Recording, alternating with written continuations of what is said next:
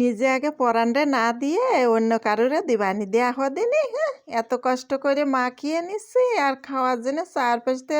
উঠতে পাইতে বসে আছে দেখো দিনে জিব্বাই দিয়ে নাল ফেললেও কোনো কিছু না আগে আমি খেয়ে নিই তারপরে সবাইকে দেব। যতই বসে থাকো আমি কবে ধরে ভাবছি যে বেশি করে যদি একটু ধনিয়ার পাতা নিয়ে আসে এই শীতের সময় ভর্তা করে পাটায় ভাত একটু বেশি করে নিয়ে তারপরে কপকপায় খাবো কি মজা লাগে ওরে বাবা গালে দিলে সেইটা এই দেখো দেখো দেখো হাত পেতে দেছে এক এক গাল করে করে নিচ্ছে এক এক নেলা করে বাগে পাইছিলাম ওই দেখো এক একজনে এক এক নেলা করে করে নিচ্ছে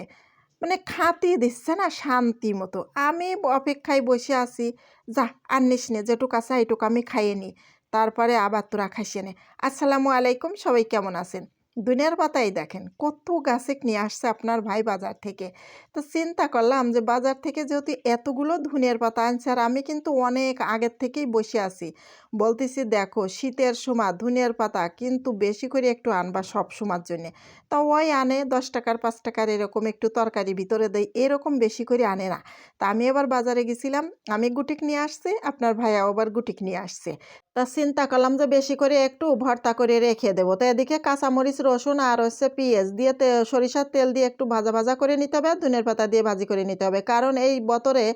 এই শীতের সময় ধনের পাতা প্রচুর বেগে পাওয়া যায় এই পাতাগুলো ভাজি করে ভর্তা করে আপনি ডিপ ফ্রিজে রেখে দিতে পারেন রেখে দিয়ে সারা বছর গরম ভাতের সাথে একটু একটু করে বের করে খাইতে পারেন হেভি মজা লাগে। আমি কিন্তু বেশি করে এই যে তৈরি করছি এইগুলো কিন্তু সবগুলো একবারে খাবো না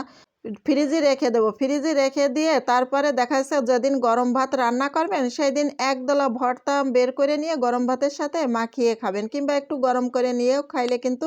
বেশ মজা লাগে। এমনি ধনিয়ার পাতা তো রাখলে একটু কেমনই হয়ে যায় তাই এইভাবে ভর্তা করে আপনি চাইলে কিন্তু রেখে সারা বছর খেতে পারেন। আমি কিন্তু এইভাবেই রাখি কারণ এইভাবে রাখলে যখন মন চায় তরকারি মধ্যেও দেখা যাচ্ছে যে খানিক দিয়ে দিলাম যেহেতু লবণ মরিচ তেল মেল সব দিয়েই যেহেতু ভর্তা করব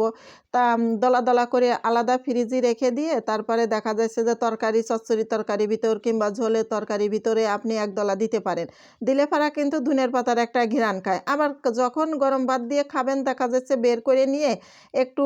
উনাই নিয়ে গরম করে তারপরে গরম ভাত দিয়ে কিন্তু আপনি মাখিয়ে খাইতে পারবেন কারণ ডিপ ফ্রিজে রাখলে বছর পর বছর থাকে বছর ভরে আপনি কিন্তু ধনের পাতা এভাবে ফ্রিজে রেখে